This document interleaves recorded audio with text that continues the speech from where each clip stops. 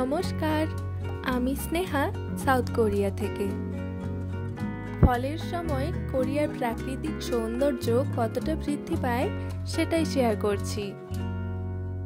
ফল বলতে আমরা যে সময়টাকে শরৎকাল হিসেবে চিনি, এখানে সেই সময়টাই ফল হিসেবে পরিচিত।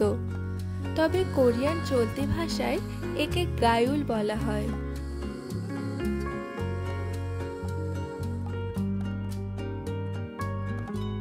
এই সময় গাছের পাতার রঙগুলো আর সবুজ থাকে না।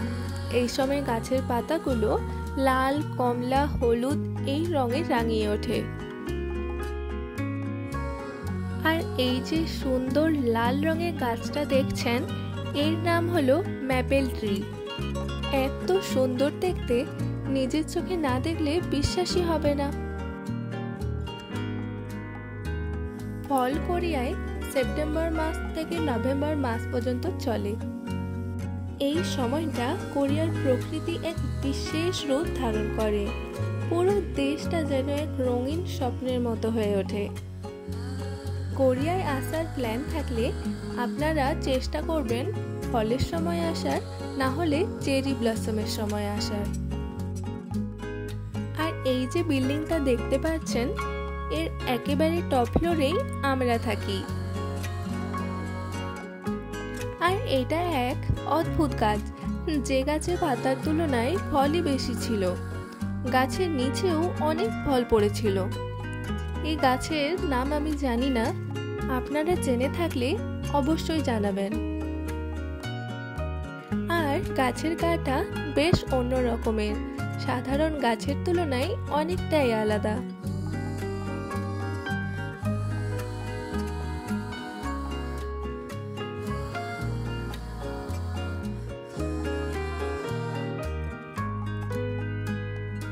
শরৎকালে কোরিয়ার আবহাওয়া খুবই মনোরম।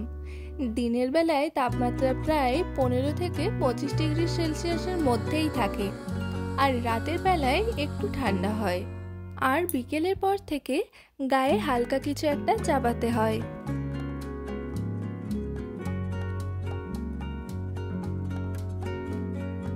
এটা হলো গ্রিনওয়ে। আমরা প্রায়ই বিকেলের সময় এই পাশে হাঁটতে আসি। এই গ্রিনওয়েতে আপনারা সব ঋতুগুলো খুব সুন্দরভাবে বুঝতে পারবেন। শীতকালে গাছগুলোতে একদমই পাতা থাকে না, গাছগুলো একদমই ন্যাড়া থাকে। আবার গরমকালে পুরো গ্রিনওয়েতে অনেক রকমের ফুল ফোটে। দুপাশে নানান ধরনের প্রচুর ফুল ফুটে থাকে। আবার ফলের সময় পুরো গ্রিনওয়েটাই লাল, হলুদ, কমলা এই রঙে রাঙিয়ে ওঠে।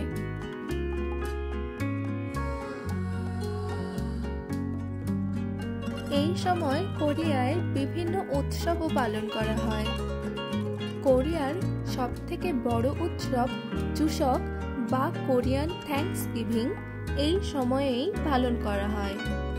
এই উৎসবে পরিবার, বন্ধু বান্ধব সকলে একত্রিত হয়ে আনন্দ উপভোগ করে এবং পূর্বপুরুষদের স্মরণ করে।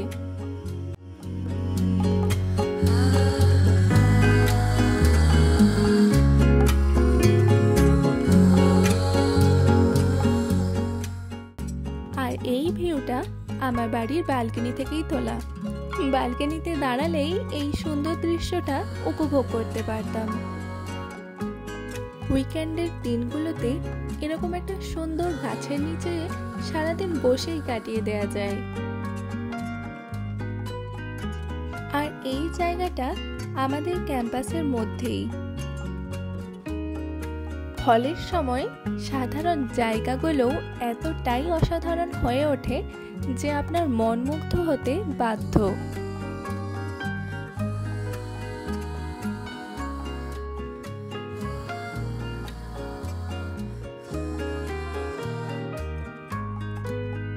এখন আমরা জিগকের দিকে যাচ্ছি। এই জায়গাটাকেই জিগক বলা হয়। এটা আমাদের ঘরের সামনেই।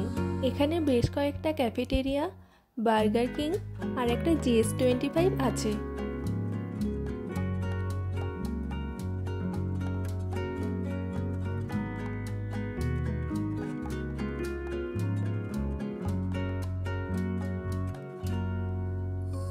রাস্তার দুপাশটা কত কালারফুল, তাই না? এই ফলের সময় রাস্তাগুলো দিয়ে হেঁটে যেতে খুবই ভালো লাগে।